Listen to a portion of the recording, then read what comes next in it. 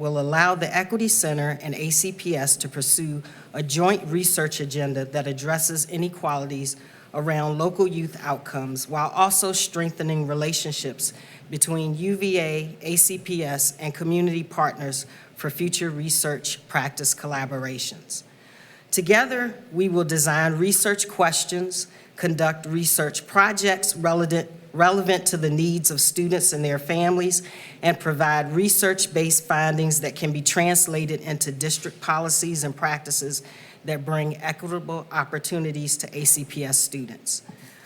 Research will be conducted through the Equity Center's Star Hill Pathways program, which is free, a year-round college and career readiness program for Albemarle County and Charlottesville City youth in grades 7 through 12.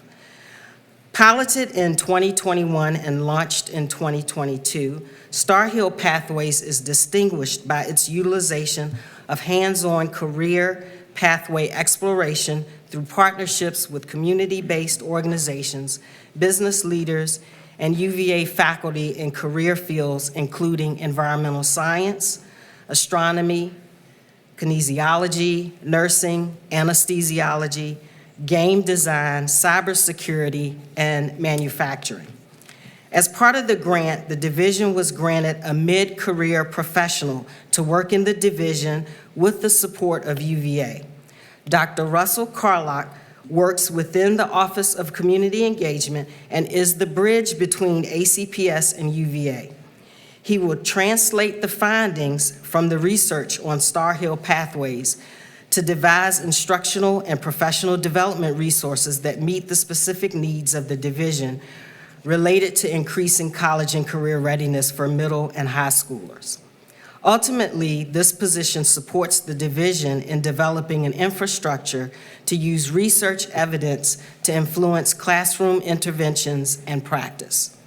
Star Hill Pathways program directly aligns with the work of the division around career learning centers and supports students early by providing relevant, engaging learning experiences in which to identify their passions, life passions, career interests, and the skills and training that empower success.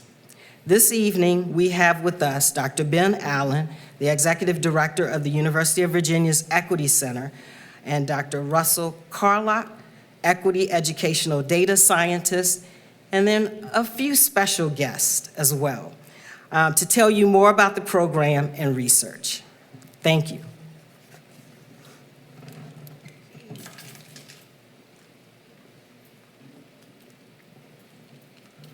Good evening. Thank you, Dr. Kaiser. So it's my pleasure to share a little bit about my role in collaborating with the Equity Center at the University of Virginia and the promising program of Star Hill Pathways. I had the opportunity to first learn about this program and witness it as the assistant principal at Jackson P. Burley Middle School, where many of our students participated.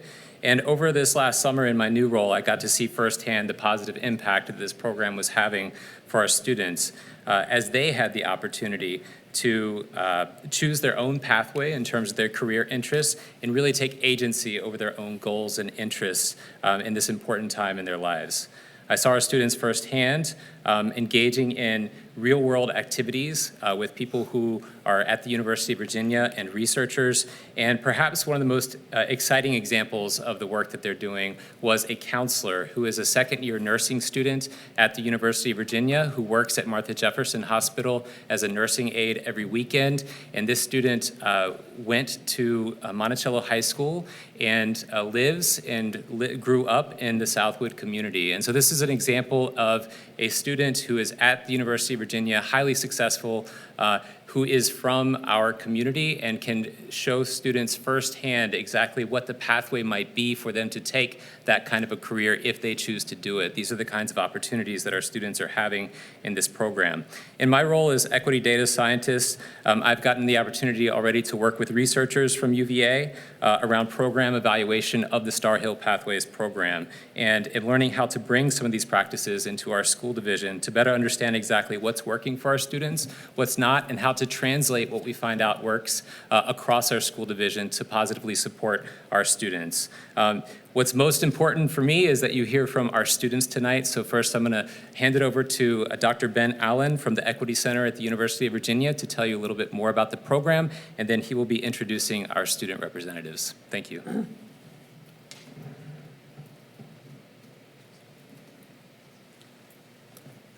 Good evening. I'm going to be brief because Rusty and Daphne did such a wonderful job of explaining the program and the partnership.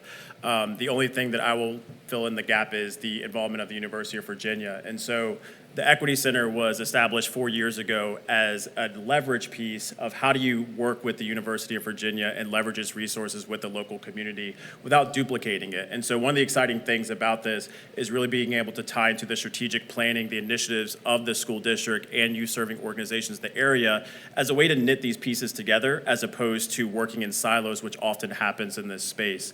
And so truly appreciative of the support from the school district. There are many staff, teachers, former students that have been involved in this programming. One of the biggest pushes over the summer was the partnership we had with transportation, of being able to transport all of our kids from their homes to the programming, which is why we had a 90% attendance rate. And so those types of partnerships pieces is really being able to have this village mentality to support students that are in our community that we're all working with. The research aspects of it that Dr. Carlock just spoke of is also the piece of how can we take this as a model and use it to inform and collaborate on practices at the school district level. And so it is truly my honor. You don't want to hear from me because I'm not that interesting, but there are two students here, two of our scholars that I'm very proud of, and I first met when I worked at Mountain View Elementary. These are former Colts, Jordan Spencer and Zuli Pena, who are going to come up and tell us a little bit about, as the student, which I think is the most important piece, about their experiences in this program.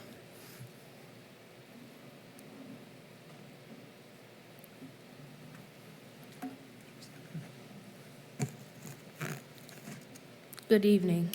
My name is Jordan Spencer. I am a rising 8th grader at Jackson P. Burley. Star Hill has helped me understand pathways to success and has also allowed me to expand my vision around opportunities for different careers. Over the past few summers, I've taken classes in culinary, filmmaking, and science and data sports. As a young black male, Star Hill has helped me look at all my future careers and realize that anything is possible. Thank you.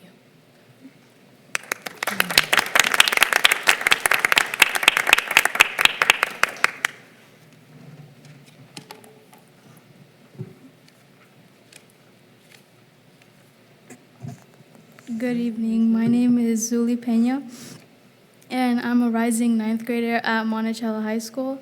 And at Star Hill Pathways, it really helped me with medicine because when I want to be an adult, I want to be a neurosurgeon. And my tooth pathways at Star Hill were computer science and health and medical science. In computer science, we had learned a lot of coding basics, and we got to explore new areas of Virginia, which I didn't know of. And in my health and medical science program, we got to label some parts of the hearts, and it really boosted up my confidence in doing medicine because out of the blue, I just wanted to be a surgeon, but I did not really know that much about it. And now that Star Hill Pathways just really helped me in learning more things, and now I feel more smarter about in medicine. So, and overall, Star Hill is a really nice program. I would recommend it to other people in my community. Thank you.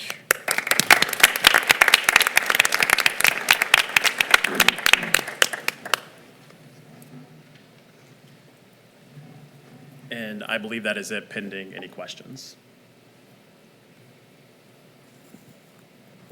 Dr. Allen, this is, a 3-year program? You have funding for 3 years on this program, and how many students will that encourage? We have funding for 10 years. Outstanding. This is just one of the funding streams. The grant is one of the funding streams to fund the research arm of this. Okay. We currently support 143 Albemarle County students. One student was in the city and just moved to the county over the summer. But we onboard about 50 to 100 students each year. And so if you can imagine, as these kids grow older, they'll be in this cohort model until they matriculate to post-secondary success. I know this is probably a dumb question. I know that we have AVID programs for our middle school kids in some of our schools. How is this differentiated from that? One of the pieces is leveraging the cost, and so it's at zero cost, so the kids don't have to worry about fundraising for trips. They don't have to worry about fundraising for different things with their families. So that's one piece of it, but actually a lot of the programming is trying to combine with what's happening in AVID, and so when we recruit students, we recruit from the AVID classrooms. We work with AVID teachers and administrators at each school to do that programming as well. Thank you.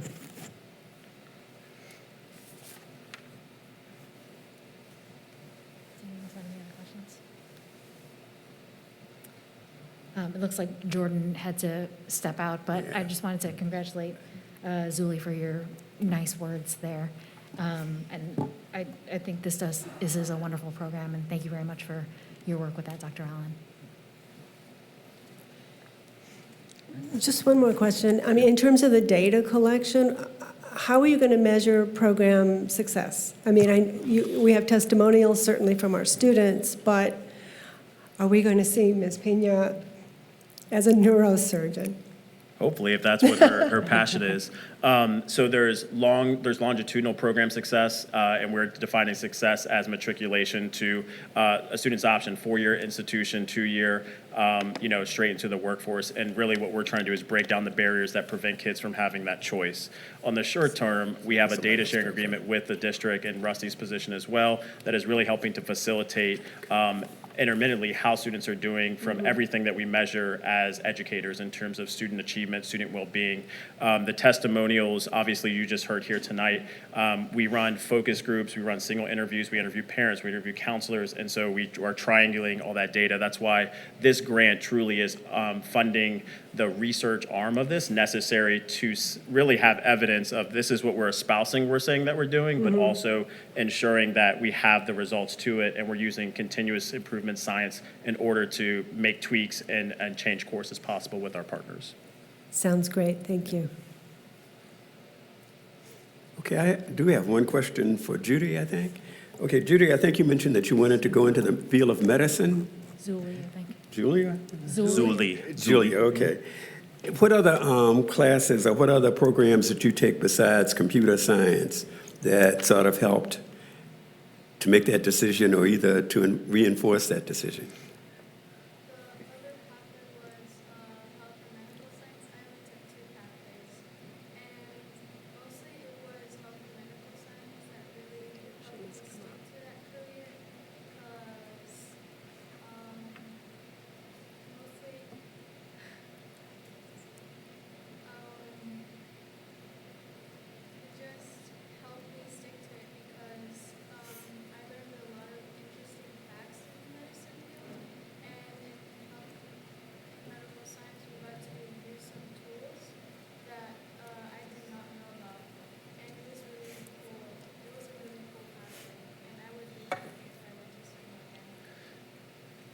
And one of the pieces to add to that is the health and medical science pathway that started this summer is actually taught by Jeremy Jove, who is a teacher at Monticello High School who runs the health and medical science pathway. The intent of this is to bridge what students are doing outside of school to what is happening with career learning communities, so they see this as one continuous activity. Thanks. Thank you so much, Dr. Allen. Thank you, Ben. Thank you. Thank you. We don't have any other announcements? Nope. Next, we have public comment. Graham? Thank you, Chair Lee. First, our guidelines for public comment. We invite and actively seek the public's input in matters relevant to school board governance and provide time in our business meetings to hear from our residents and community members. During public comment, we expect respectful and on-topic comments. Disruptive behavior from speakers or for members of the public in attendance will not be tolerated. Anyone who willfully disrupts this meeting in a manner that prevents or interferes with the orderly conduct of the meeting may be ejected by the chair. Individuals and organizations wishing to speak during public comment must sign in with the clerk. Sign-in is available online beginning at 9 a.m. on the Monday of the meeting week until 3:30 p.m. on the day of the meeting. Public testimony guidelines are as follows. We're asking the speakers to please state your name and your address or your voting district. Address comments to the school board as a whole. Limit comments to those matters that are relevant to school board governance or school division operations. Give written statements and other supporting materials to the clerk. If you are unable to complete the presentation in the time allotted, a copy of supporting materials will be provided to school board members. Because of the number of speakers that we have tonight, 2 minutes will be allowed for each presenter to speak. A color-coded light system is used to time presentations. The yellow light means the speaker is 1 minute into the presentation, and the red light means the speaker is at the 2-minute limit of the presentation and must wrap up. In order to maintain respect for all points of view, the school board requests no clapping, booing, or any other audible form of support or non-support to be used. If members of the public wish to show their support for a speaker, they may stand or raise their hands. Debate and dialogue with the school board are not allowed. Our first 3 speakers for tonight, Allison Spillman, Kelly Washington, and Gina Morris.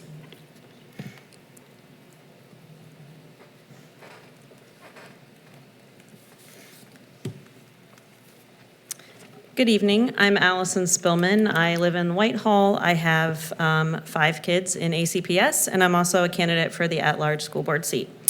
I came to speak tonight about the current issues facing school transportation for ACPS students and the hardship it is creating on many ACPS families.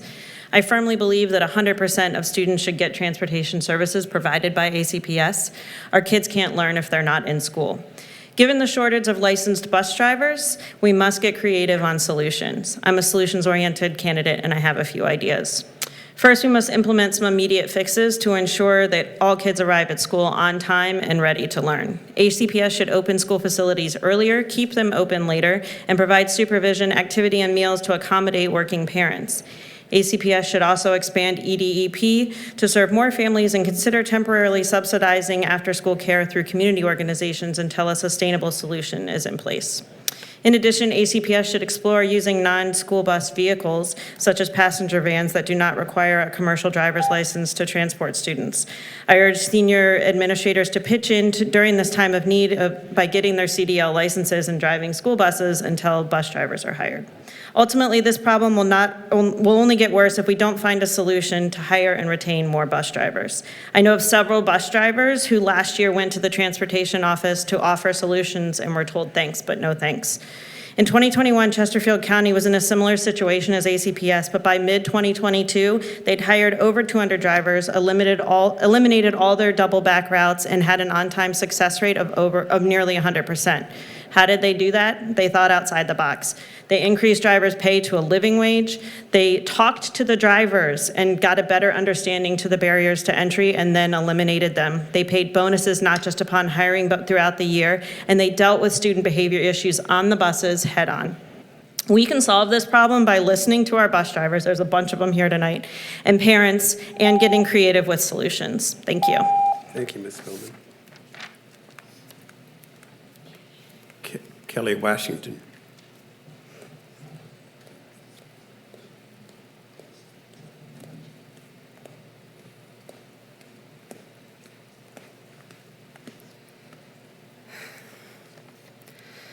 My name is Kelly Washington. I live in the Rio District in Deerwood. I'm a former school bus driver for Albemarle County and the parent of 3 children at ACPS. I want to make something clear before I start. I'm not here to talk to any of you. You haven't been listening to us. I'm here to talk to the parents. I'm here to talk to the other school bus drivers and anybody online that wants to hear exactly how we need to fix this problem. I'm going to tell you the truth. In 2018, ACPS had 164 bus routes, which was about 80 drivers. I've asked and gotten no information about how many drivers they actually have, but when they tell you 17 drivers short, it's a lot more than that because they cut so many routes, even though our county has grown immensely. In the email I received notifying me that 2 of my children will not have a bus service this year, they said, and I quote, "We work to prioritize bus routes that serve high percentages of students most at risk of lower academic achievement, including special education students, students from economically disadvantaged households, and English learners." Sure they did. A quick look on social media can tell us that they prioritize students that live closest to the schools. Every route dropped on the north side, including my neighborhood, has a minimum of a 15-minute drive to school. It's obvious. It honestly makes more sense because it's easier to get more kids to school faster that way. Why lie to us? Just tell us that you cut the people that were further than the circle that you drew around the school. And let's not forget that this statement sets students up for discrimination just for being bus riders. They are putting this problem in our hands, telling us we need to carpool and deal with transportation problems ourselves. Fine, let's fix it. You want to know what to do? Talk to your bus drivers. Talk to the former and current bus drivers. Find out why they left and find out why they're not here. Matt Haas won't listen to them. I asked him to talk to me when I worked there. Many other bus drivers have asked, and I've never spoken to you myself. I'm organizing a meeting at Woodbrook Elementary, you can keep beeping, I don't care. Okay, thank you. We're Ms. having a Washington. meeting at Woodbrook.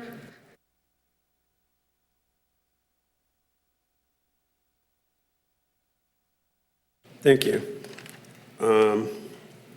Gina Morris. Is Ms. Morris here? All right, moving right along. Kyra Sullivan. Kyra?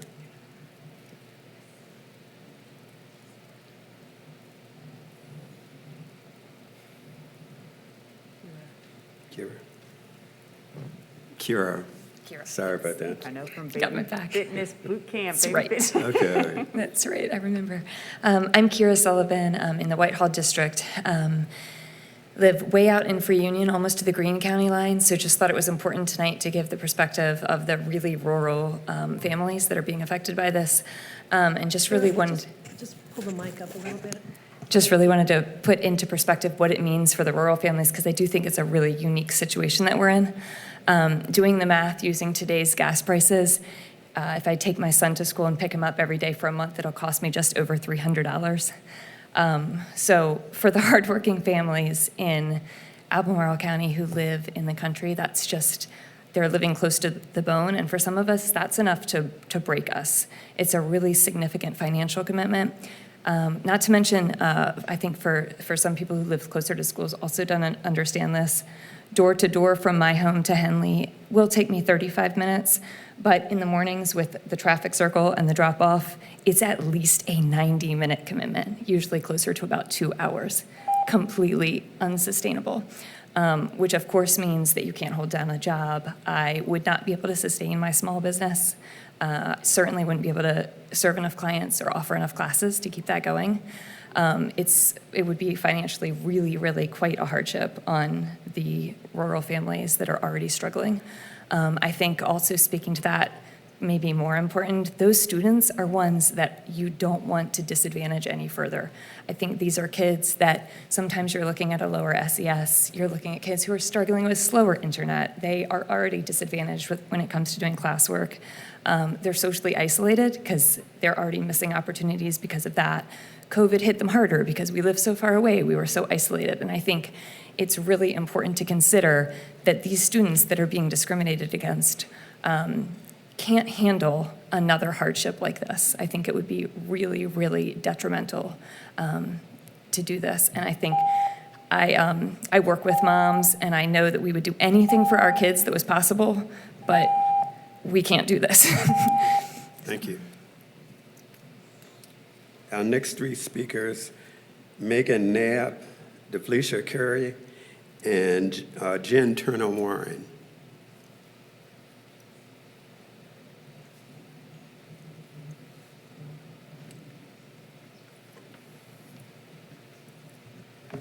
Hello, can you hear me? My name is Megan Knapp. I'm a parent in the Scottsville district. I have 2 children in ACPS, one at Monticello High School and one at Walton Middle School. We live in Mill Creek South off Avon Street Extended. As you may have guessed, I'm here to discuss the lack of bus transportation for the upcoming school year. I hope my personal testimony can help motivate leadership to continue efforts to solve the transportation issue. In the 731 email, I'm going to read the bolded section. Despite our ongoing improvement efforts, we regret we will be unable to provide bus transportation to every student in our school system who needs it. If you registered, blah, blah, blah.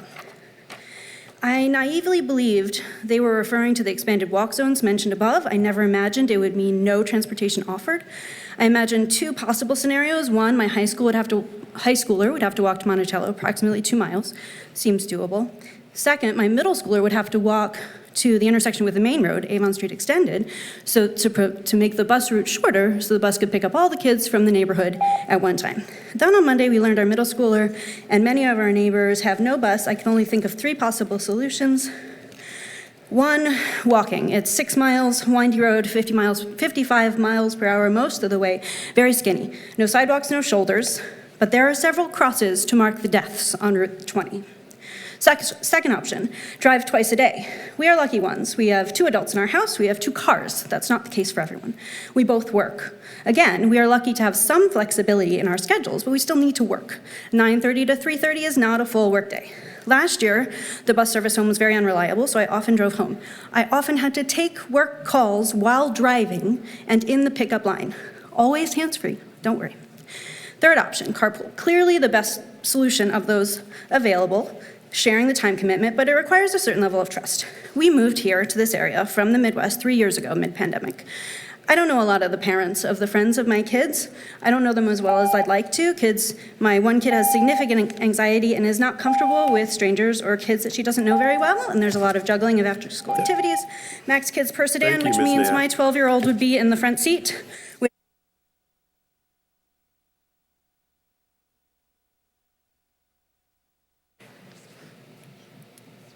Ms. Knapp, you could give your comments to the clerk. All right, Ms. Curry. Hi, I am Dave-Alicia Curry. I live in the Samuel Miller District. I have 3 kids currently in ACPS, and I'm an employee of ACPS. I cannot afford to take my kids to school.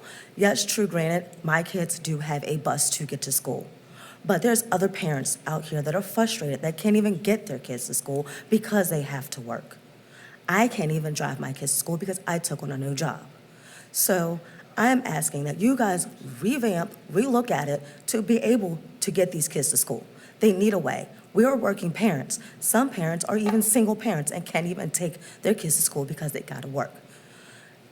And another thing is that our kids are going to be the ones to suffer because they can't get to school. If we can't get them to school, where are they going to go?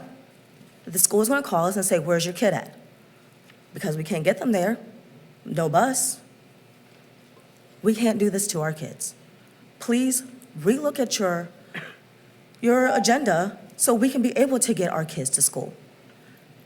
I'm just asking for you guys to listen to us as parents because there's no other way that half of us can get our kids to school. I have my husband, he took on a new job, so there's no way that he can be able to take our kids to school if we did not have a bus. I've emphasized for some of these parents that do not have a bus to take their kids to school. So, as some of these bus drivers, I was a transportation assistant on a bus. But you have bus drivers that are telling you clearly what the issue is. Please listen to us. Please listen to us as parents and as employees. Thank you. Is Ms. Warren, Turner Warren here yet? Okay, if not, moving right along. Lauria Tamburino. That is our Zoom. We're in our Zoom Okay, speakers yeah, now. right. So all of our other speakers are Zoom. Is she ready? Lori Tamburini.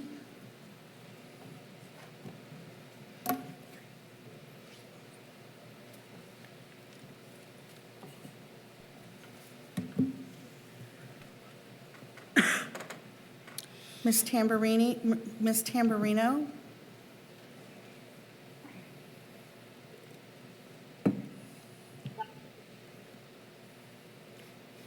Can you hear us?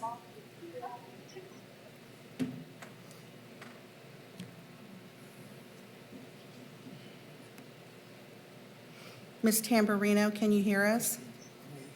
I don't think so. Ms. Tamburino?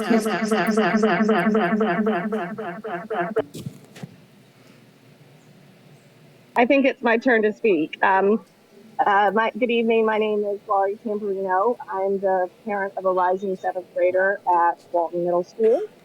And I wanted to speak this evening about the bus driver shortage situation and the impact that it's having on our community.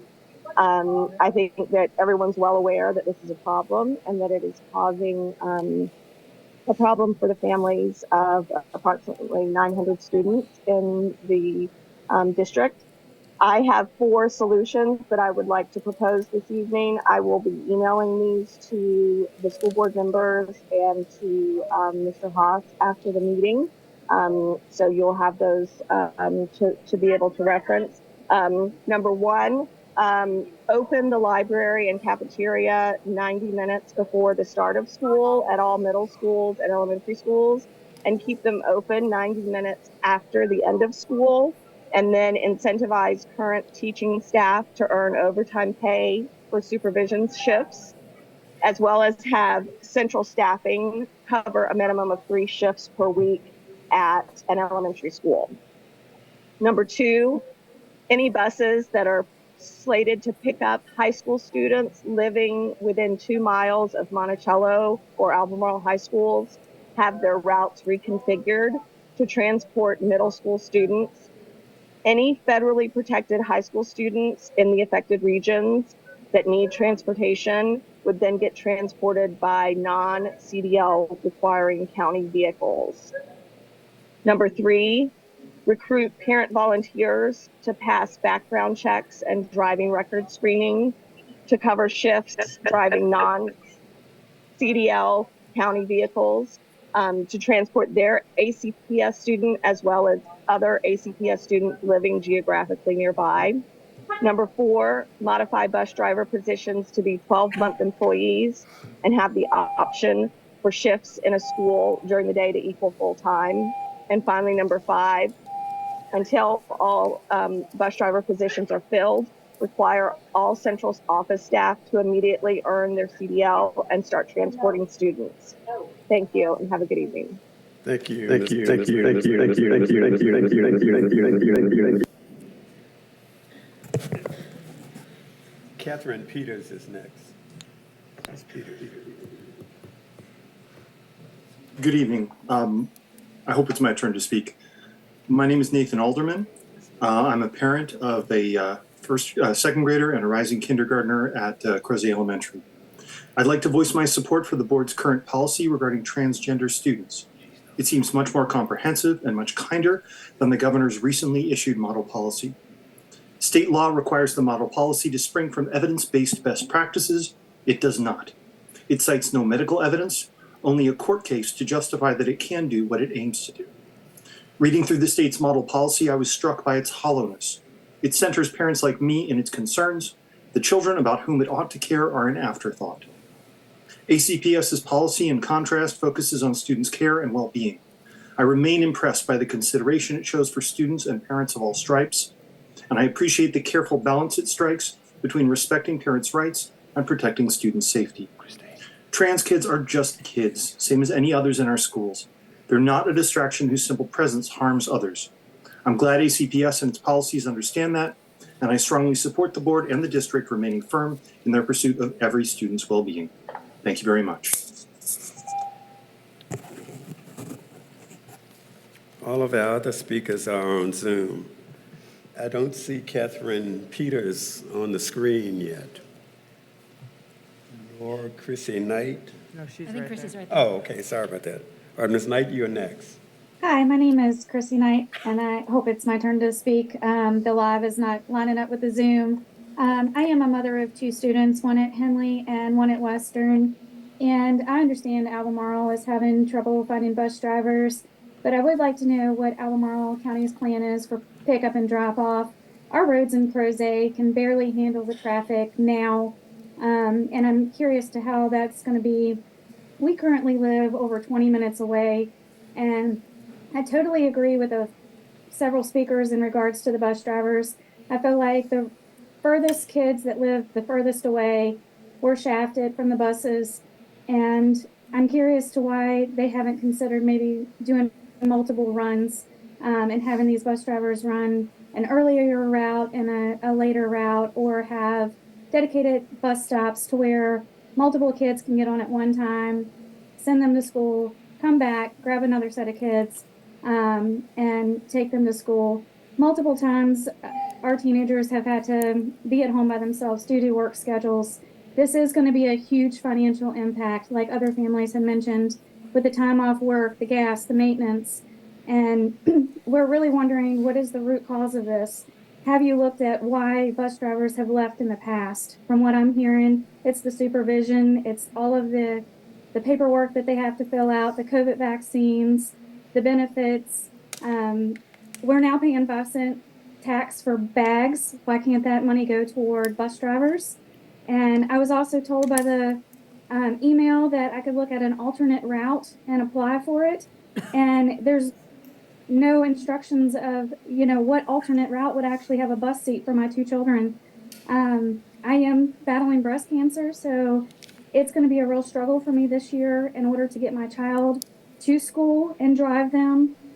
It's going to be, over 20 minutes one way, because that's on a day with no school. So when you add all of the traffic factors and sitting in the 2 pickup lines, half of my day is gone from just sitting there. I'm also wondering if they looked at other means of transportation for other Albemarle high schools that currently have public transportation, whether or not they could use the Jaunt system or other CAT resources. Ms. Knight, But I definitely. Ms. Knight, your time is up. You can email us your comments if you haven't finished, but your amount of time, allotted time, is up. So thank you for your comments. All right, next, Catherine Peters. We don't have any more speakers. We don't have any more? Do you want to identify himself? Okay, nobody else? All right. Going back again to Ms. Warren, is she here? Okay, if not, that ends our public comment. Thanks very much, Mr. Page. Next, we have school board or superintendent business.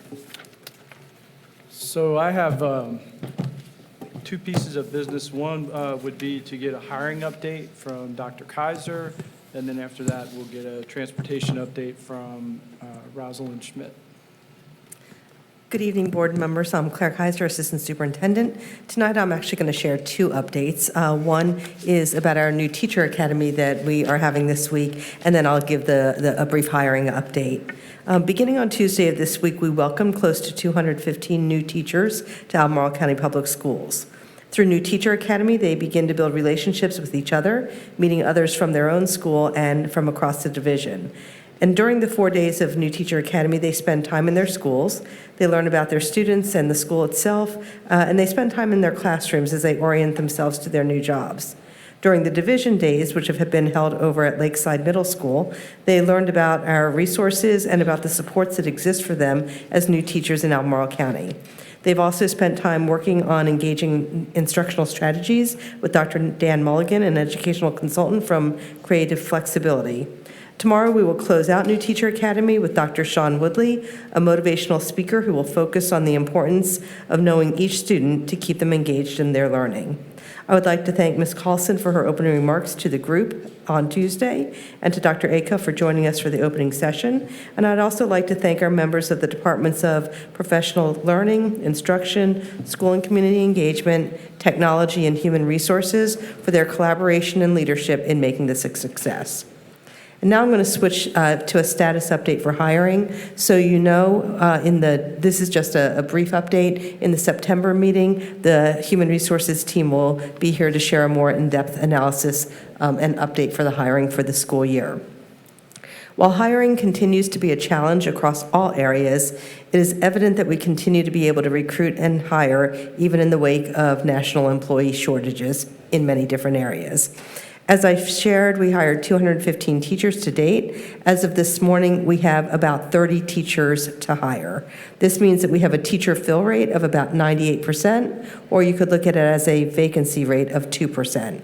While this is comparable to where we started the school year last year, we are committed to not taking our foot off the gas. Our goal is to be 100% hired. We continue to focus on diversifying our teaching staff.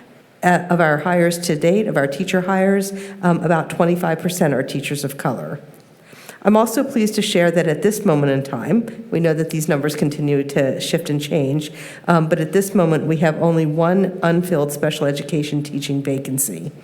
As you may remember, across the school division last year, we had a number of unfilled positions, especially in special education, throughout the school year, and that caused an additional strain on our teachers and support staff.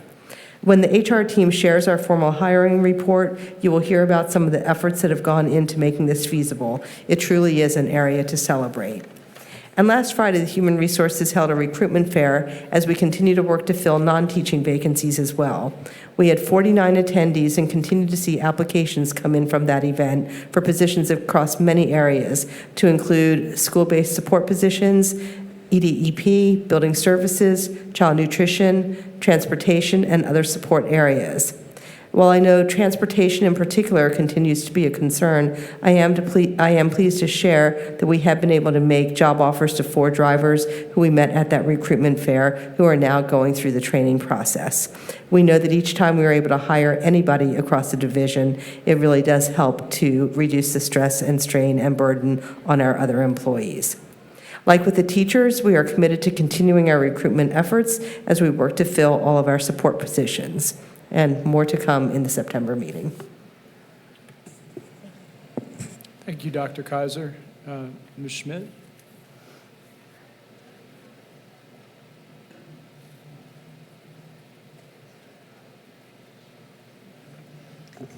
Good evening. I'm Rosalind Schmidt, Chief Operating Officer. I have 2 updates. One's brief. First, last week the Board of Supervisors approved an ordinance that will allow speed cameras in school zones. The police are planning a pilot of this program along Hydraulic Road in front of Albemarle High School. We are grateful for the Board of Supervisors and the police support in improving the safety of our students and staff. So more information will be shared as that project progresses. Second, I would like to provide an update on transportation. As we continue to experience a bus driver shortage, we have spent the last several months on various strategies that would put us in a much better position than we started last year. We have actively recruited and currently have the highest salary in the region for bus drivers. We created an 8-hour position, advertised for aides to monitor students and support our drivers, and we attempted to recruit from existing non-driving staff. We've increased walk zones, we've increased stacked routes, we've consolidated bus stops to maximize resources. We required registration for transportation and did not automatically roll over requests from last year. These efforts have yielded some results, so I want to focus on the positive first. We currently are able to serve about 8,600 students, or about 90% of students who registered for transportation. Their route assignments will be available tomorrow, and that message will be to those families tomorrow. We prioritize routes with higher percentage of students at risk of lower academic achievement.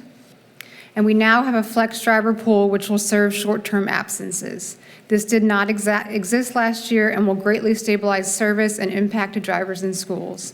Last year, we were challenged by late buses, calling families in the morning about delays, double back, split runs, and changing schedules strained our families, our drivers, and our school staff. This should be mitigated this year. Unfortunately, as you heard from public comment, it's not all good news. Despite all efforts, we still need 12 drivers, and we notified families of nearly 1,000 students that we did not have a driver at this time. We understand the incredible impact this has on these families. We've heard from many of them and are actively working on any solutions within our control. First, I'm grateful to our school principals who are thinking creatively and trying to staff early drop-offs. to accommodate working families. We are working with families if they want to pursue an alternate stop on a route that does have capacity. Once the school year starts, we will be actively monitoring ridership and consolidating routes where possible. Last year, our average daily ridership was less than 6,000 students.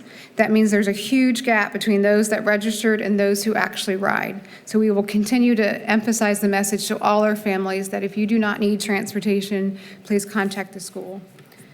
Lastly, and most importantly, we are continuing to hire drivers, and I'm pleased to say we're seeing progress there. As Dr. Kaiser mentioned, we hosted a job fair last week, and at this point, we're able to hire at least 4 applicants, and there's more in the pipeline from that event alone.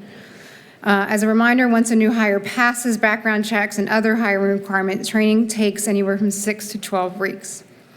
The other good news on the hiring front is we are seeing an increase in applicants that have CDLs already, which helps that training timeline.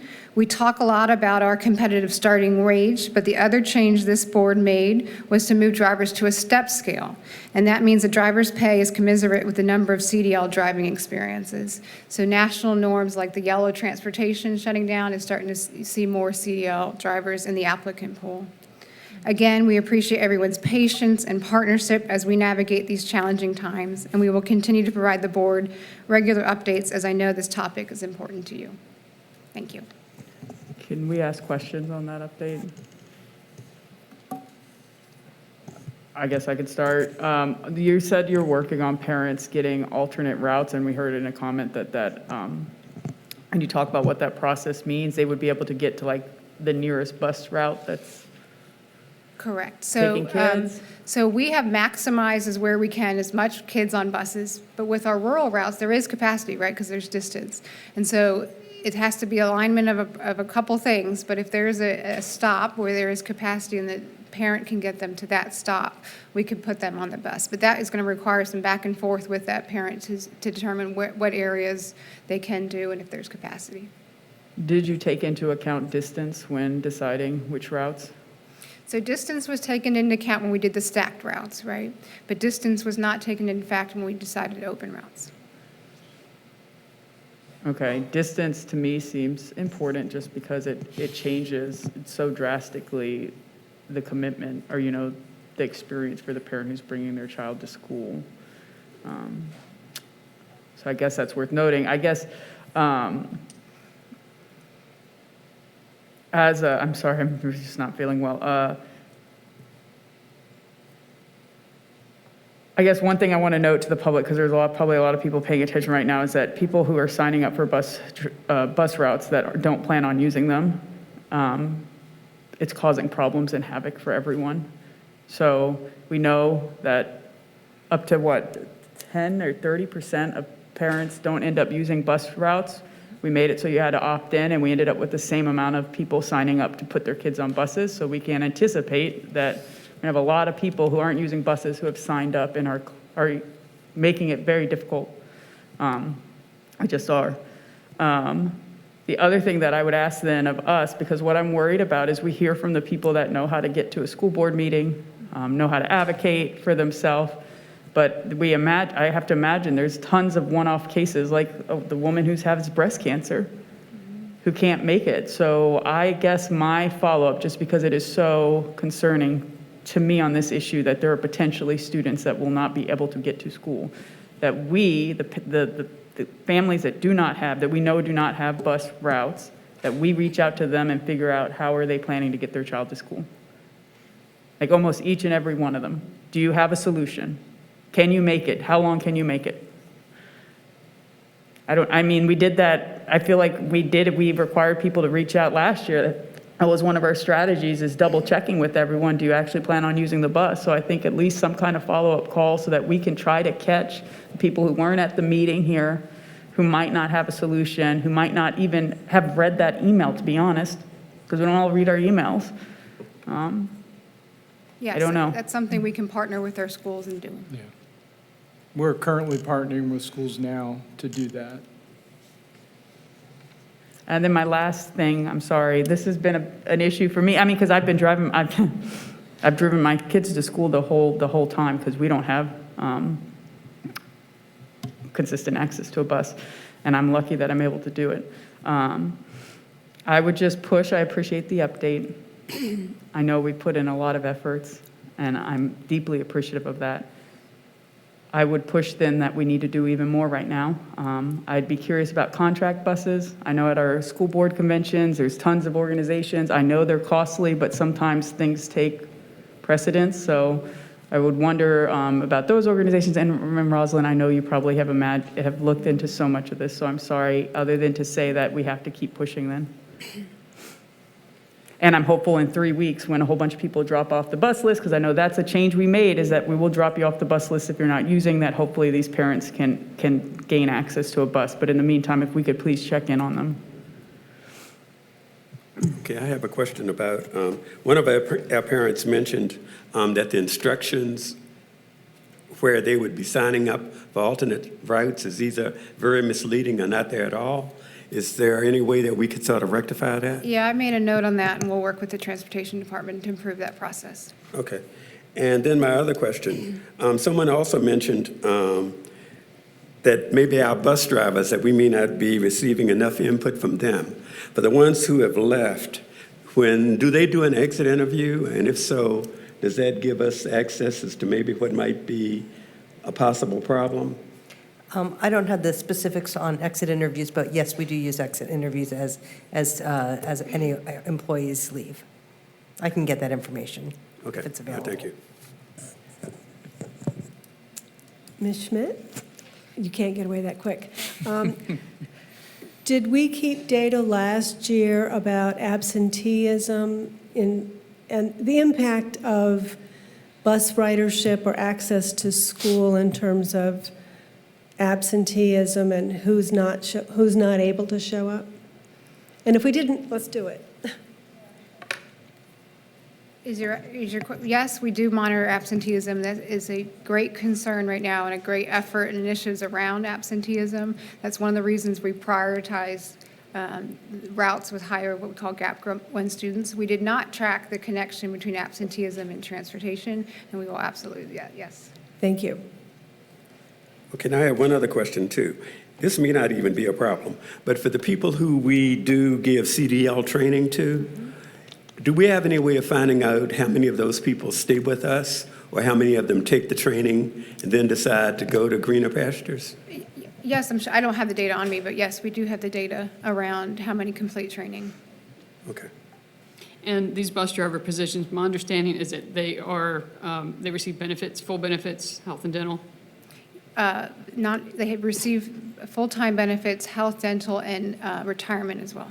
Okay. Regarding having the schools open early and late for early arrivals and late arrivals, do the schools have a budget for this, or does it come out of their general budget? They will receive budget for it, for not only staffing, but materials and snacks. So that's in addition to what they would regularly have? Correct. Yes. Okay. Any other questions? Just one more. How long last year, excuse me, did it shake out in terms of the riders versus the parents who had signed their kids up but didn't use the bus? Was that resolved like after a month, or did it take longer? We had a hard time tracking that, so we have to put different systems in place. Unfortunately, we were relying on the schools, and they had different processes, so we're improving that processes. We did not have a good grasp on the timing of that. So just to clarify, we're not relying on the schools anymore to withdraw students from the bus. When they have 10 consecutive days, they will be automatically withdrawn at the transportation office. Thank you, yes. So that'll be the difference between last year and this year, and in previous years. So the driver would be keeping that data? The driver would keep the data. They have a manifest, and they take attendance. I have one last comment, is just, I know we've given raises, and I guess I would just throw to Dr. Haas that that's something we should still be considering, because if you look at, how many applicants we have, clearly we're not paying enough. I mean, to me, sorry, not clearly, but it seems like certainly it's not a compelling number to get people to actually apply. And so, although we're the leader in the region, it seems to me that'd still be on the table. I know we've done the compensation studies, and we're trying to stay within a bracket, but there's certainly, I believe, extraneous, special circumstances where if we really are not recruiting enough people, I imagine we'd want a higher pay, even if it's only, or even if it's a bonus structure that would allow it just to help fill the gap in our time of need, I guess. Yeah, I want to again come back to what Ms. Schmidt said earlier. The board took a big swing getting to the top of the market and then also building in that pay scale. That the other piece around that was the retention of the current bus drivers, getting on a scale and then knowing they're going up based on years of experience and can be hired into our system based on years of experience rather than just coming straight into a pay grade. I agree, we have to keep monitoring pay as an incentive to bring on bus drivers. I certainly agree with that. And I think that with the budget process kicking off, again, even though we don't have a budget yet from the state, we will start looking at that again, and we're going to need to keep looking at things like incentives. The other piece is having bus assistance. It's not common, having that for routes that are where the bus driver has to do a little more work around student management, things like that. That's a big deal. And I know it's like a relative to years past, like maybe 15 years ago, we actually have had a little spike in applicants based on the national CDL transportation organization closing. I think, as Rosalind said, during the job fair that we had last Friday, we had, I think it was 9 applicants, I think 9 or 10, and several of them already have CDLs. So that's a big like head start in that process. So I really regret the situation that we're in. I would rather see something different. And I certainly feel for the families that are impacted. I want to repeat what Ms. Carlson said earlier. If you signed up for a bus and you don't need it, you need to go back and change that. Because the families that don't have transportation right now are being directly impacted by decisions that people are making, and they know they're not going to ride the bus. It would just take 1,000 people to do it, or maybe a couple thousand out of the probably close to 4,000 that signed up for bus transportation that won't be using it. So if you don't think changing your decision will make a difference, it will. And we still have time before school starts to start having that impact. But is there something more proactive that we can be doing with that? I mean, I realize that the schools were not taking people off the rolls, but we have that historic manifest data, right? So, I mean, are we going back to those families? We have not gone back to families to say you didn't, what we did was clear the decks. We just cleared it. We didn't, like, in years past, they would also roll over people that were just on the manifest before. So they may have been someone that never rode the bus, but the school never took them off because they call home and the parent says, oh, can't you please keep them on there? And at the school level, they would keep them on there. Mm-hmm. And then they would roll into the next year. So we cleared the decks this year thinking, we'll start out at 0. And if you want to ride the bus, tell us you want a bus. And you would think that with all the information that's out there about bus driver shortages nationally, statewide, that everyone would give it a second thought. That didn't happen. Now, we need people to reevaluate that because, as you could hear, there are people really suffering great hardships because of lots of people just looking for a backup for the first few days of school. Well, I think, parents, I certainly do this, even though I'm on the school board. I'm just like head down. Mm-hmm. I'm just trying to, get my kid through. Absolutely. So, but I'm just saying, like, I don't know if people necessarily understand that impact. And I wonder if we can give them a chance to do that. I think we need to push out proactive communication now to say that. And I did hear from a few board members today making that suggestion. And I think that we should take action on it and really have a campaign around that, because I don't think anybody means to disadvantage another family by doing that. Who would do that, right? So I think if they were more aware of what the impact is, and that they would probably turn that decision around. But we need to get out there and put that out there. Well, it's also the case that if you say my child is not riding the bus, you can later say, Yes. starting in October, they're going to have to use the bus. I mean, can. so it's not, you don't opt out forever, but you permit a more refined charting of our bus routes if there's real numbers there.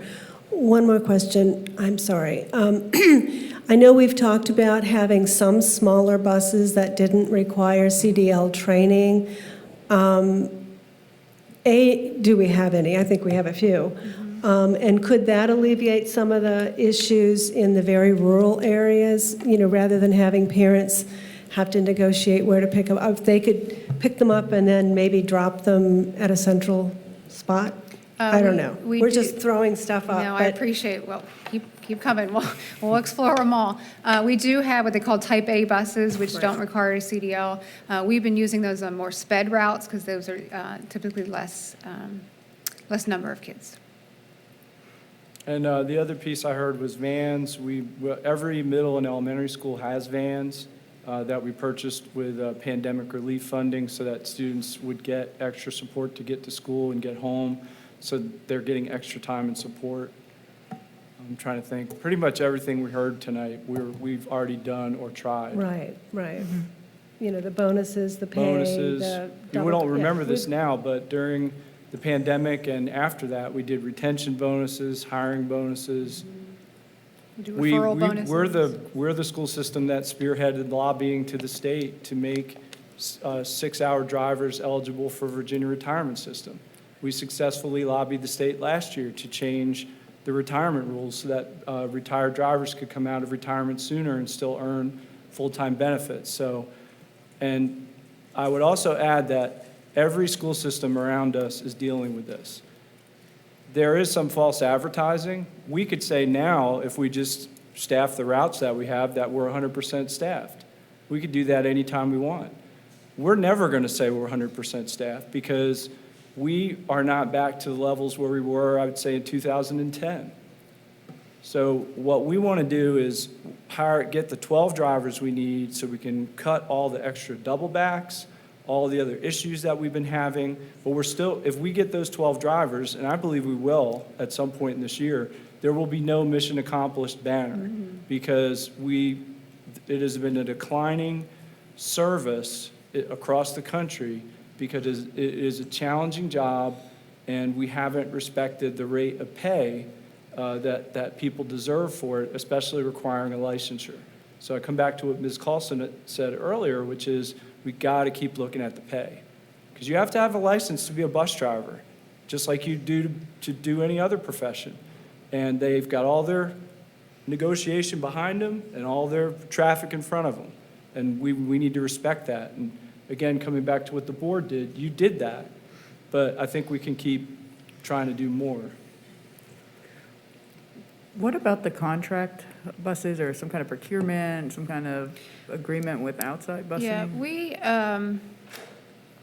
we explored third-party transport. We will use some and have used some in the past for our longer sped routes when we're going out of district. We will be using that in certain instances this year. A larger third party, we'll continue to explore. It did not fit easily within our system, right?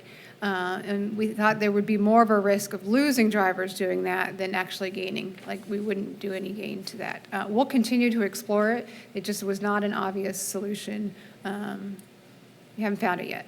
What does continue to explore mean? So we did one active procurement on it. I think we're going to try again. You did do a procurement? Yep. Okay. Had some responses, evaluated the cost and how it would integrate within our system.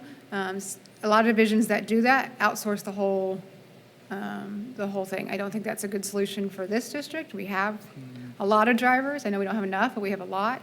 And so trying to integrate a contract service with ours is challenging.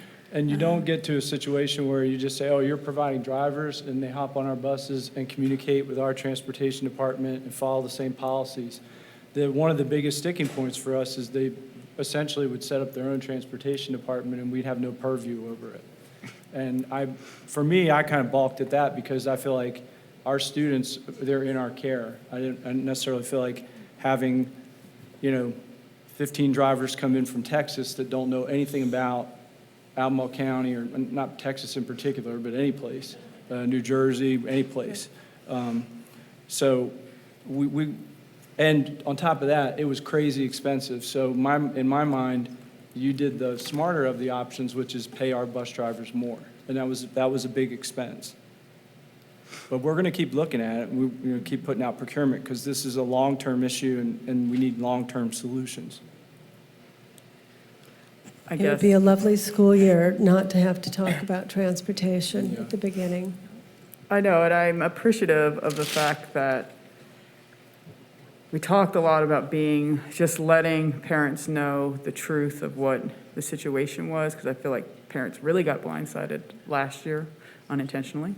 So I can appreciate we're doing that, but I can say that it's also, it's shocking as a board member as well, because it feels like last year we were pretending we had bus service we really didn't have, which was resulting in students arriving hours late every day, affecting their educational experience significantly. Late buses, impacting parents, hard. And now we're in this new model, which is we're going to have a better bus service experience, but we're just leaving kind of to the wind a whole, 900 kids. However, I can appreciate that's the reality is that will squeeze out the people who can make it work. But that's why, for me, I just want to reiterate reaching out to each one of those and see, because some people cannot make that work. And I do think, I never wanted to imply that we shouldn't provide transportation for the student so that they can get to school. Does that make sense? Absolutely. Ms. Schmidt, how are the schools going to be communicating with parents about the possibility of early drop-off and late pickup? Yes, I appreciate their support. I also want to be sensitive that they have their own staffing challenges. Of course. And will do their best to staff. You're tapping the same groups of people, so I don't want to make any promises or set unrealistic expectations, but the schools are the ones that are leading that. And I just would add too, I know we like to throw in central staff. Central staff should do this, central staff should do that. Our central staff are the ones that go out and staff that time when the schools don't have people doing it. Our central staff go out and substitute in classrooms. When teachers are out, when they don't have substitutes, they substitute for principals. They go out and they help out when there's no before-school supervision, after-school supervision. So I just want to be clear that this is not an ivory tower where we don't go out and join in. We get emails from principals every morning about who can come out and cover the work and help out. So that will continue, and we enjoy it because we get to spend time with kids.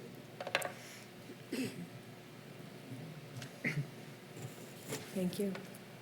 Thank you very much, Ms. Schmidt. Thank you, Ms. Schmidt. Thank you.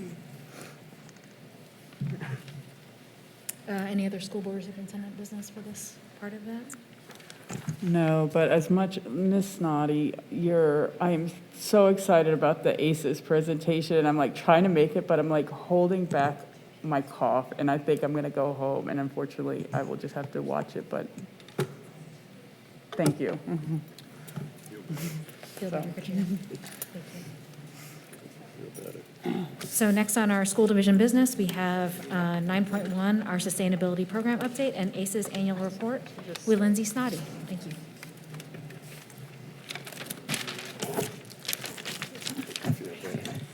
Good evening. Thank you for having us today.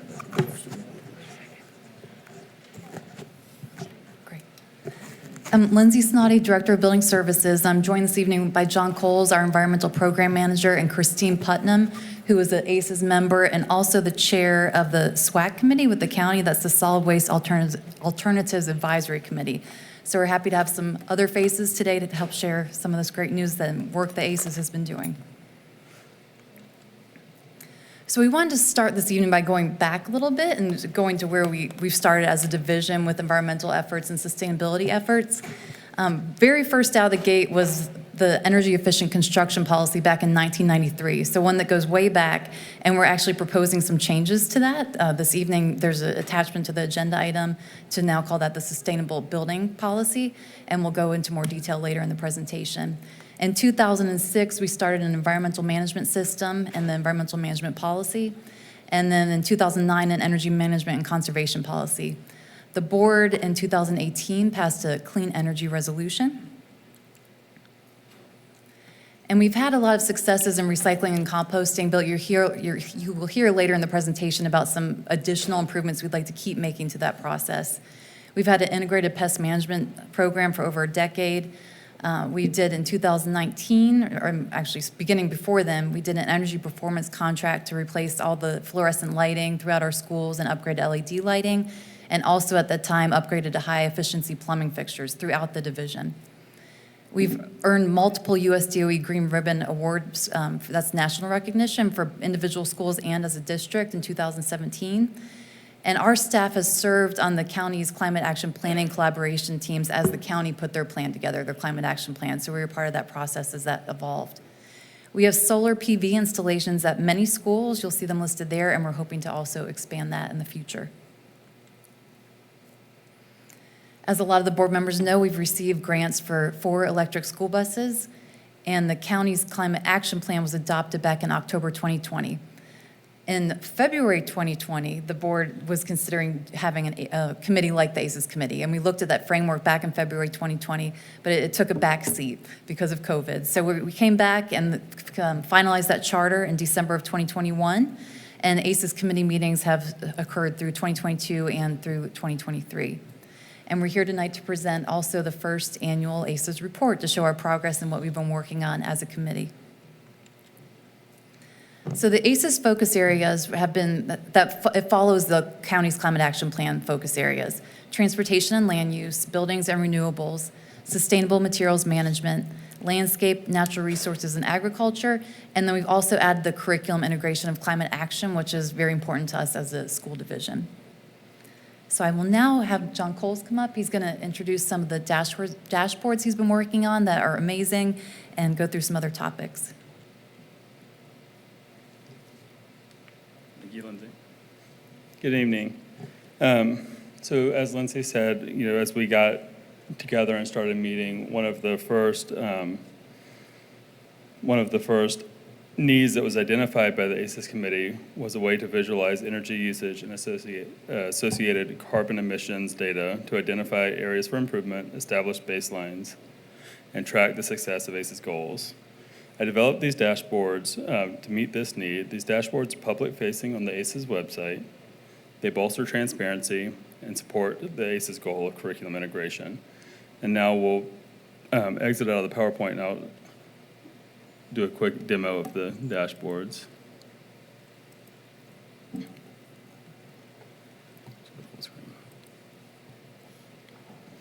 So on the main page of the dashboards, we have previews for energy, water, and emissions.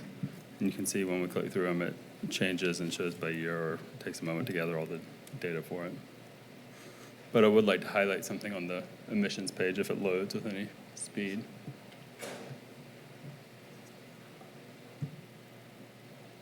Which it may not.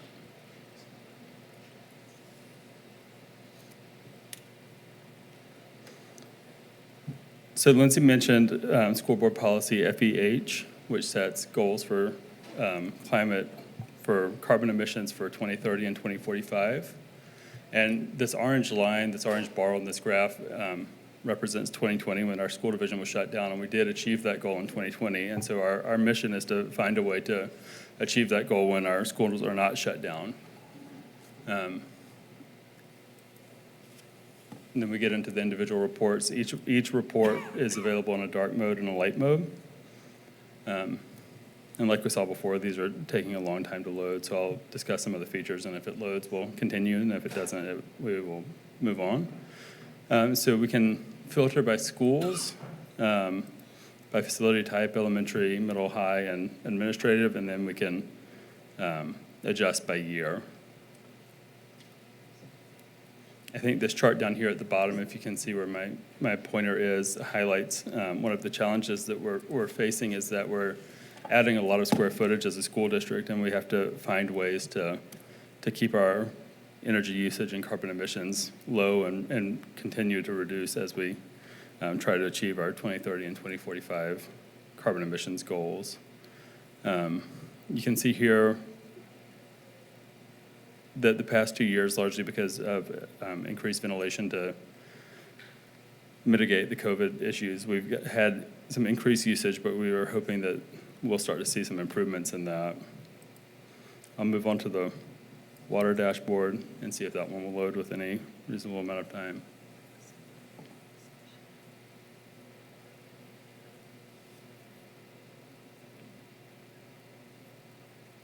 It appears not, so we'll go back to the PowerPoint.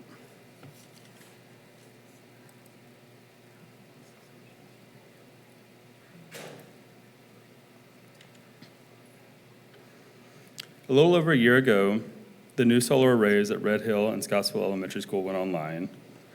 Because ACPS owns these solar arrays outright, we also own the renewable energy credits, also known as RECs. A renewable energy credit embodies the greenness, the renewable zero carbon emissions-ness of a megawatt hour of renewable energy.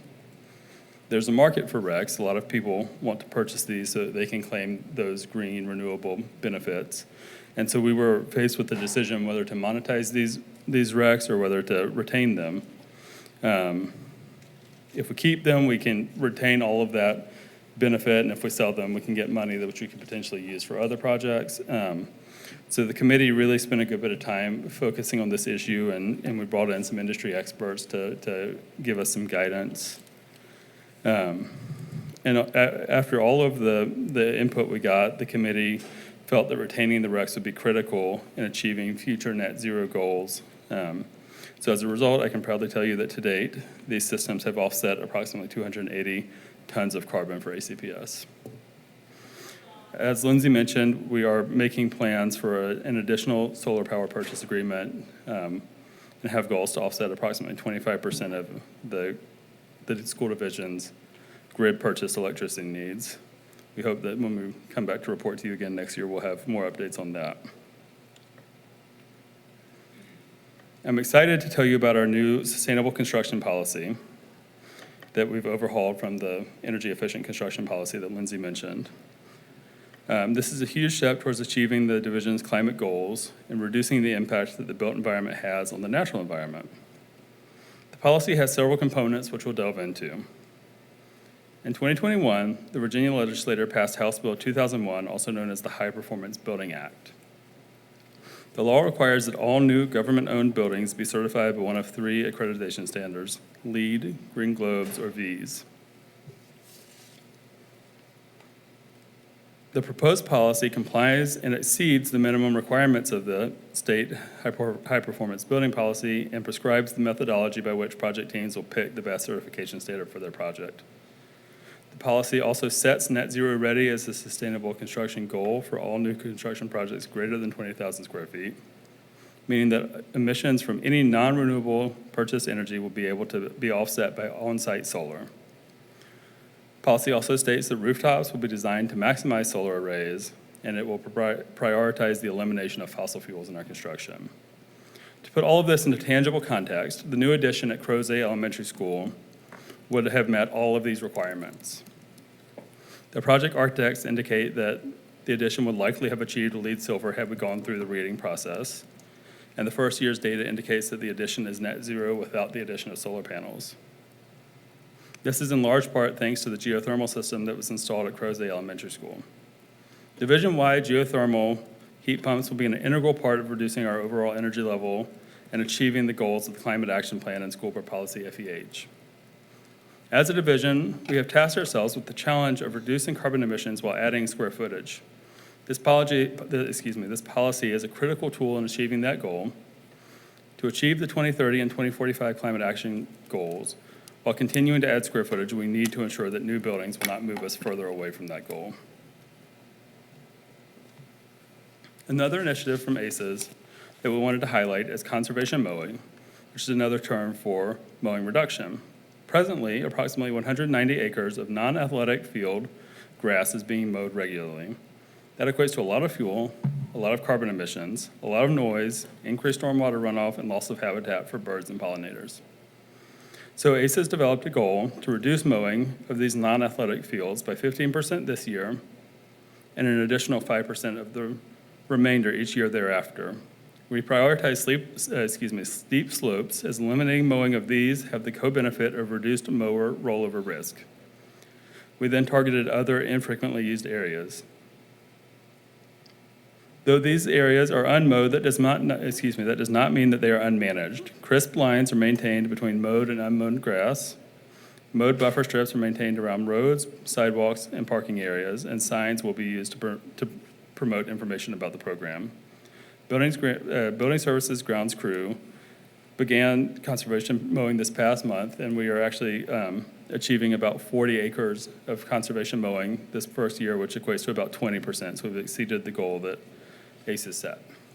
Next, Christine Putnam is going to take over and talk about some of the ways that ACES has been working to bring sustainability into the classroom. Thank you. Hello. Do I just... Thank you for having me. I'm really excited to talk to you about composting in the schools. And this relates to, I'm really excited to say that last year we had 5 schools where the students were actually composting, collecting their food scraps and food waste, and it was composted by Black Bear Composting, and which is really exciting. And I want to just focus and highlight on Greer Elementary School. And so there, the Piedmont Master Gardeners have helped create a gardening program. So they provide a monthly program for every first and third grade student. And there's a wonderful garden where they learn how to grow vegetables, learn about plant development, taste the vegetables, and to learn about composting and building soils. So this is where we were able to begin one of the composting programs that was especially impactful. In fact, with the help with one of my SWAC colleagues, over the course of 3 months only, they collected 3.8 tons of food waste, which is pretty amazing in a very short amount of time. So really excited to see this happening in the schools, and the ACES committee has set some possible goals for next year, and one of those include making sure that the food scraps are collected in the back of the house, which would be the school cafeteria.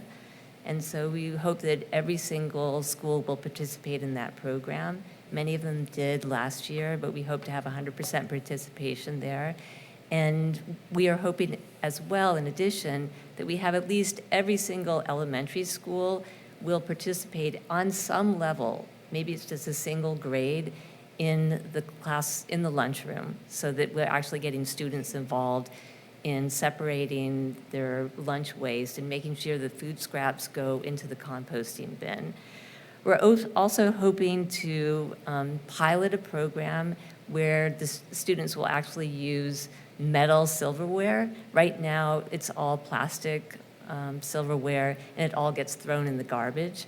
So I hope that we can return, so that we're not normalizing this idea of throwing all your silverware in the garbage all the time. We're also hoping to set a goal to reduce paper usage, and also look at making sure that paper that is being used has recycled content in it.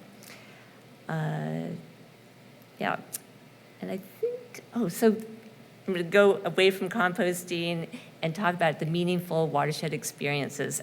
I'm a master naturalist, so I had the opportunity to go to Camp Albemarle and work with some of these students, and it's a great experience. So every 4th grader and 6th grader is able to go out to either Camp Albemarle or one of the other county parks, do a survey of the benthic organisms, so get in the creek, take a nature walk, play a game, and really learn about the connection that they have with the watershed. And also, every 4th grader received a climate action kit. And you can see these students in this picture here, how excited they are to take that kit. They can take it home with lots of activities that connect with how they can save energy in their own homes. So very exciting. And in addition to that, I think this is really important, this idea, we have these wonderful solar arrays, and having the students have an opportunity to participate in the installation of the arrays. And then going forward, this idea of having the school itself act as a teaching tool. So using the building, the solar arrays are on the building, bringing that down into the classroom, into the hallways, so the students understand the connection that's happening there. So thank you.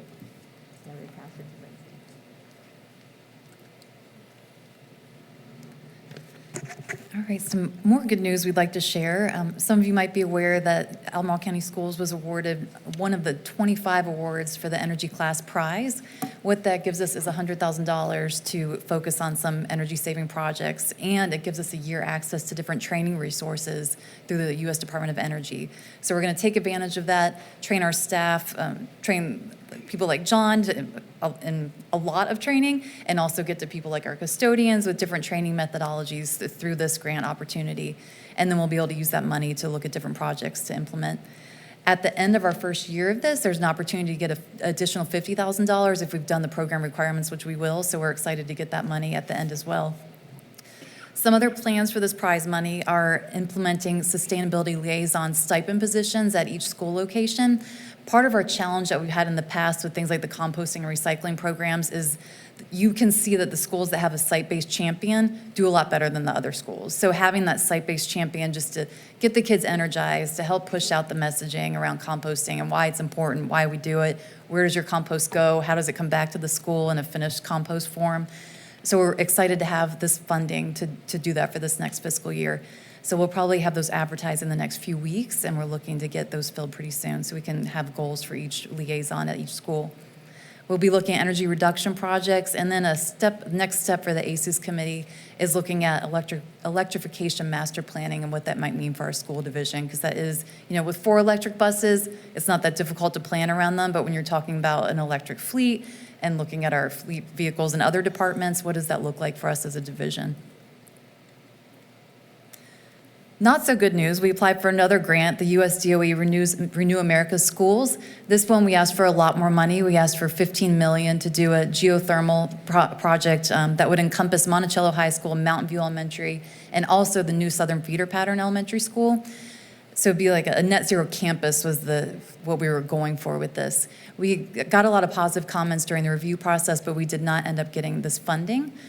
So plans going forward is how do we do this project at Monticello with geothermal that we've developed, and how do we do it at other schools going forward? So we're working with long-range planners because Monticello is an immediate, we have that funding now to do an HVAC upgrade project. So that's an immediate opportunity that we don't want to miss, is trying to secure some geothermal, some additional funding to allow us to add geothermal to that project. So we'll be coming forward with some more recommendations through the LRPAC in October.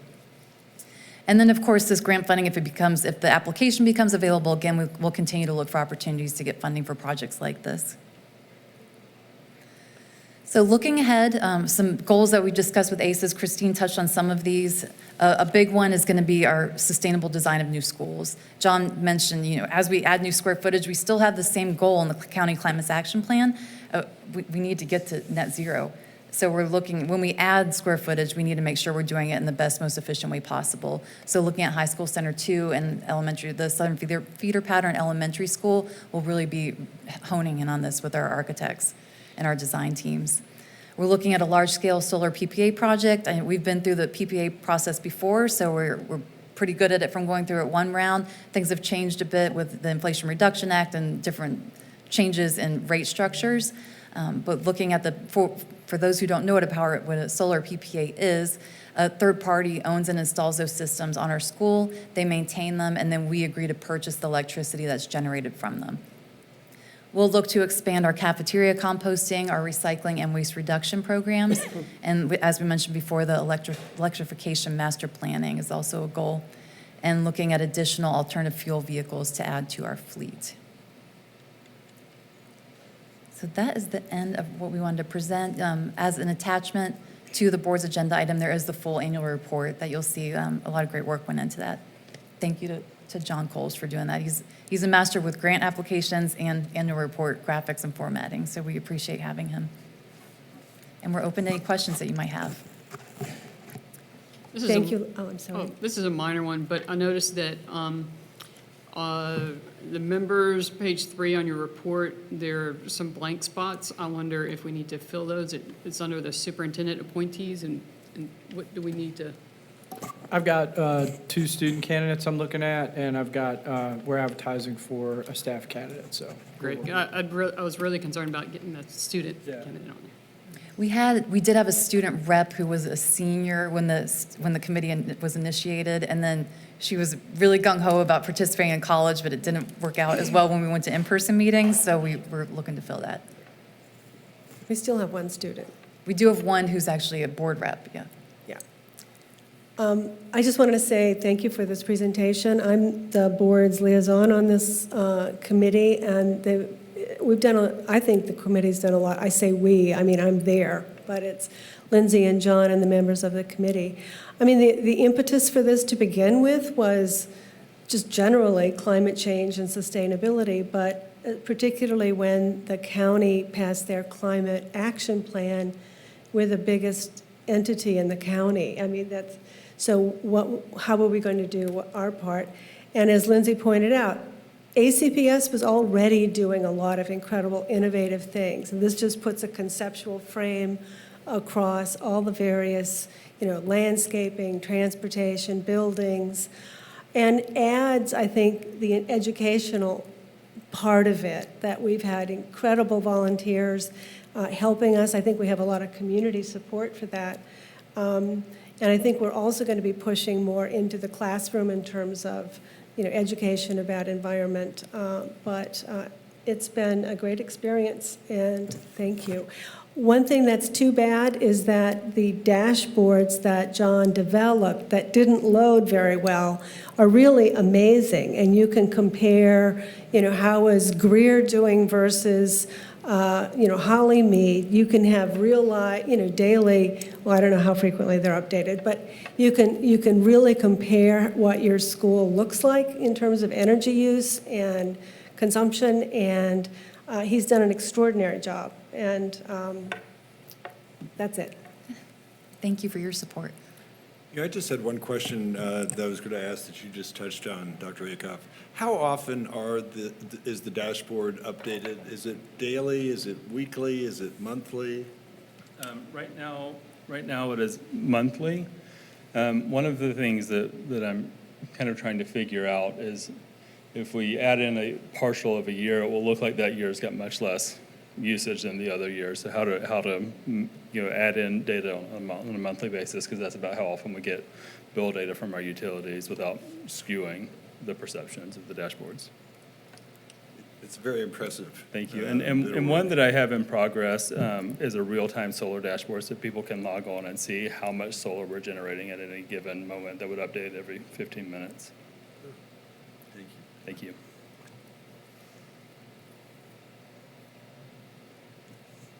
Any other questions?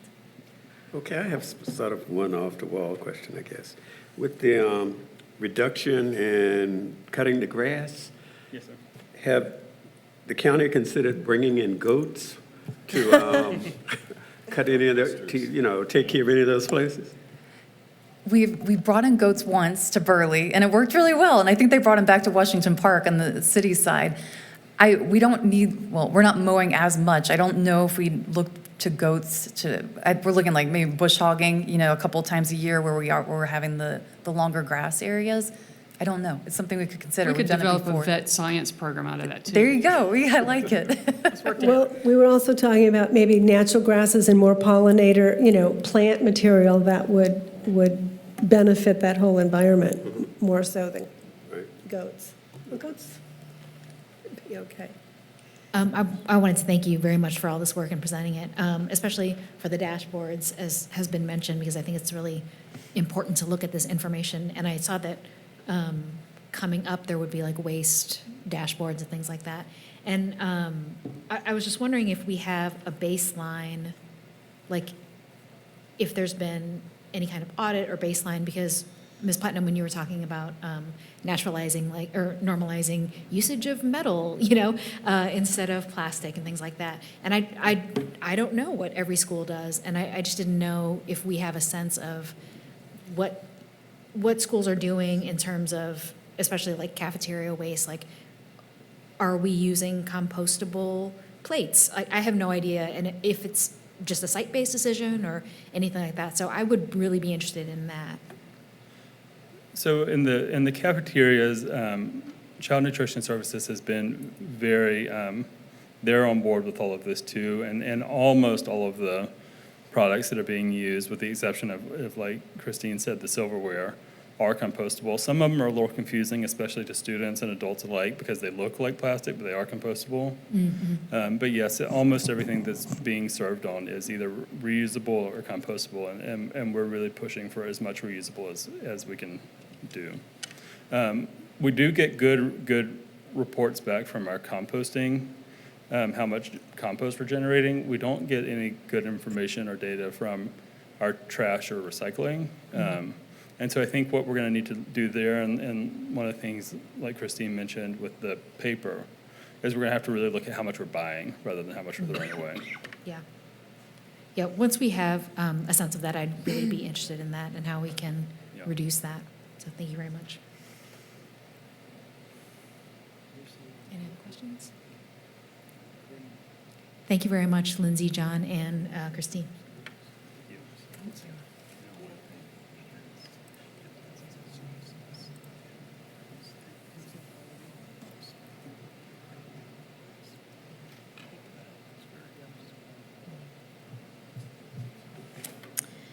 Next up, we have Rosalind Schmidt with the Fall 2023 Redistricting Study Proposed Scope. Ms. Schmidt? Hi, Rosalind Schmidt, Chief Operating Officer. This time I'll be talking about the proposed redistricting study. We presented this last meeting for information, so tonight it is before you for action. As a reminder, redistricting advisory committees are governed by School Board Policy FB. There is an enclosure to this agenda item that has the full scope and timelines and details, that's the attachment we're asking for approval on. I have a link to the previous presentation, and so I just wanted to highlight the large topics. First, the primary objectives. This was presented. I have no changes tonight. Again, the primary objective of this study is to recommend a two-phased approach to creating new boundaries in the northern feeder pattern. We're trying to address some immediate overcrowding issues, but think about the long-term plans and what that boundary looks like for that new school. And that will inform what the short-term moves are. The proposed committee composition, it is a large committee, but we feel like it's important to have representation from all impacted schools. So we have representation from elementary schools, middle schools, and then 2 additional representatives as required per policy. And lastly, as a reminder, the timeline, we started this conversation in July. If you approve it tonight, we would begin advertising shortly. The committee would begin in the mid to end of September and hopefully be back to you in February with the recommendation from the superintendent. And again, if you approve those recommendations, they would go into effect next school year. The last 2 pieces I had was there was some additional information requested specifically around high schools. As drafted, the study did not include high schools, but we want to have, Ms. Lee wanted to have a conversation around some data. And the question was around, we had shared some capacity information that didn't include the trailers or mobile classrooms at the 3 high schools. And so this data presents what it would look like with trailers. So the table on the left compares our building capacity when we don't factor in trailers and compares it against our enrollment projections in the next 5 years and the next 10 years. So I'll just read across. So Albemarle High School has a capacity of 1,727 students. In 5 years, we project that to be 1961, so that's a deficit of seats of 234 seats. Okay. The table on the right is the same data, but if you factor in trailers. Currently, we have 16 at Albemarle, 8 at Monticello, and 8 at Western. A couple notes on this data. This data is from the fall. We update our enrollment projections each annually, and so this is a little bit of lagging data. Looking at some preliminary enrollment numbers, all high school enrollment numbers seem to be up at this point, with Albemarle already breaking 2,000. And then the other thing I'll mention around this data is it does not factor in Center 2, which will hopefully be online in about 2 years, and that will provide 400 additional seats, which is not illustrated in these numbers. As some history, the last time redistricting was studied for high schools was back in 2015. The board did not approve the recommendation, but here were the details. And at that time, these areas had 214 Albemarle students. Last year, there were 216 Albemarle students living in those areas. And I included that attachment item from 2015 with those, the full committee report. So that's just the highlights. That is all the information I had. Open it up for questions and discussion, and again, action if the board desires. This is not substantive, it's procedural. With as many members of the redistricting committee that you're hoping for, is that realistic in terms of how quickly we can fill those spots? We will engage with our Department of Community Engagement. I think there's a lot of interest out there. So I think the challenge is going to be a diverse representation that represents special populations, special needs. So I think there will have to be some proactive outreach. We do acknowledge that it's a significant time commitment for families, but I hope they feel like the work is worthwhile. It's some in-depth and important work. Thank you.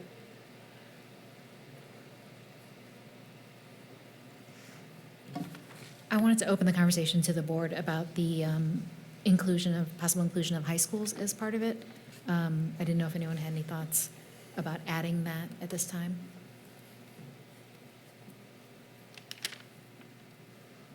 Not clear in terms of. Well, about studying that Oh. as part of this redistricting study. Ms. Sherry, could you put those high school numbers back?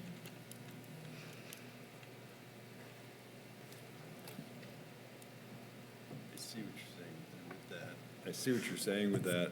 At the same time, I want to think that through.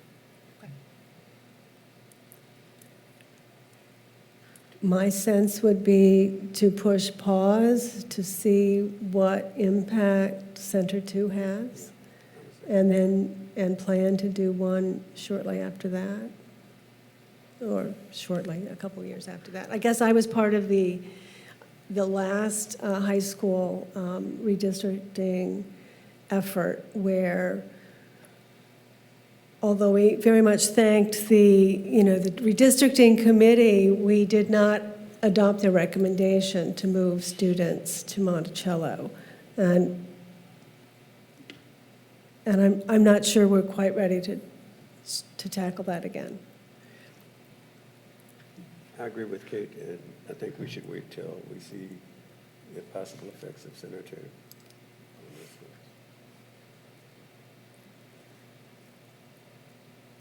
What is I'd love to hear your argument in favor, Ms. Lee. I actually am not, after I saw these numbers, I don't have the same strong desire to add high schools to the redistricting study. I mean, it's sort of in the middle with the trailers, and Center 2 were sort of, just with the trailers, we're sort of in the middle, right? So we can make it to about, I don't know, maybe 7 years. I just thinking that math through, but then with Center 2, I agree that we'll see what it does. So I think okay. I would agree with that. But I just wanted to make sure we had the conversation.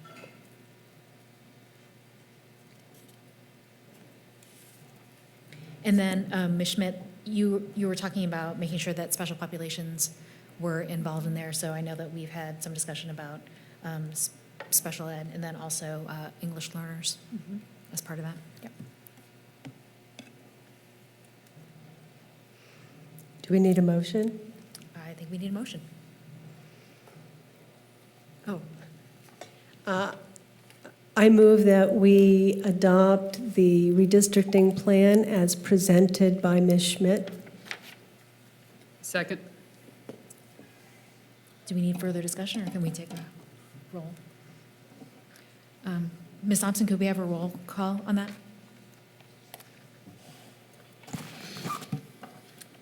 Ms. Osborne? Yes. Mr. Page? Yes. Dr. Acuff? Yes. Mr. Alcaro? Yes. Dr. Berlin is absent. Ms. Carlson is absent. Chair Lee? Yes. So moved.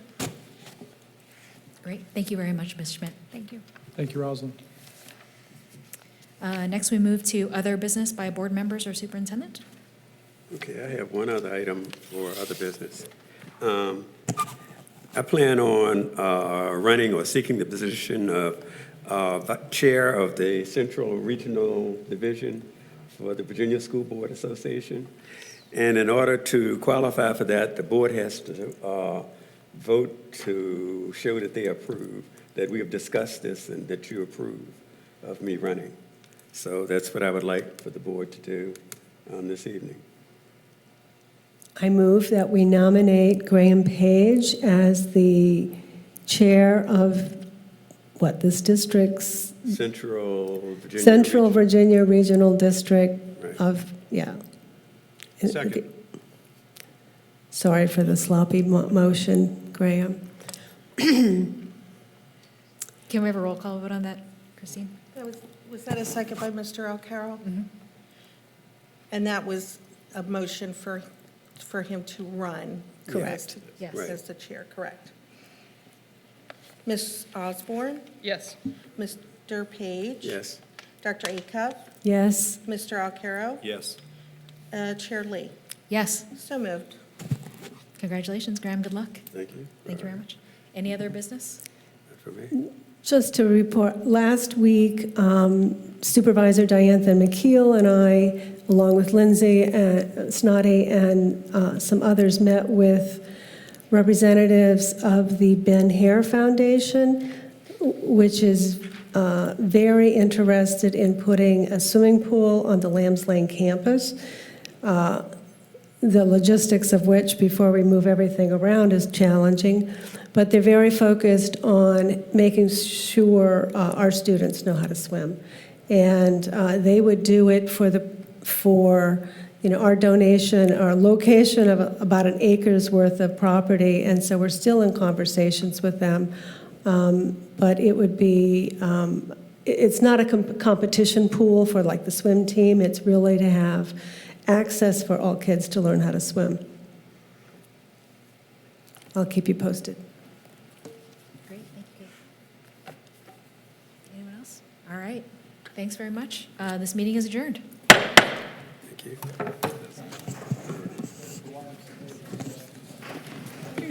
You did fumigate. I know, right? You gaveled, didn't you? Yeah, Judy. You're getting carried away with the gavel. I did what?